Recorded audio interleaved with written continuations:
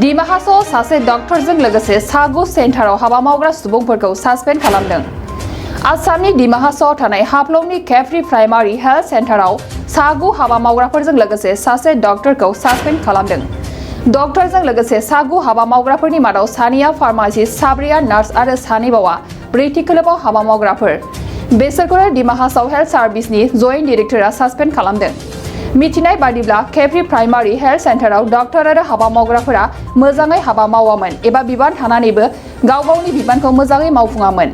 बेनिखायनो डक्टरजों लोगोसे हाबा मावग्राफोरखौ जेब्लासिम बिफाननि नायबिजिरनाया जाबा अब्लासिम सासपेन्ड खालामथ'नाय जाबाय होननानै मिथिहोनाय जादों। नोंथाङा देहानि सानाय सुनाय बेरामनि जेंनायाव गोग्लैदों नामा?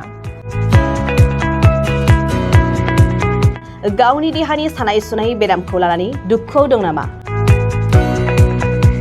मोनसे गोजोनथाव खौरां, नोंथांनि देहायाव बायदि रोखोमनि सानाय सुनाय दंब्ला नोंथाङा जिंगा दासि। एसआइ निउर' थेरापि, बेयाव नोंथाङा गावनि देहानि सानाय सुनायखौ गोरलैयैनो फाहामनो हागोन। सिं सानाय, आफादावदै सानाय, मोदोम जरा सानाय, आइजोफोरनि जेंना, बायदि बायदि गोबां रोखोमनि देहानि सानाय सुनायखौ गोरलैयैनो फाहामनो हागोन। एसआइ निउर' थेरापिया चिरां जिल्लानि बेंटल गलानं 5आव दं आरो बे एसआइ निउर' थेरापियाव नोंथाङा गासै देहानि सानाय सुनायखौ गोरलैयैनो फाहामनो हागोन।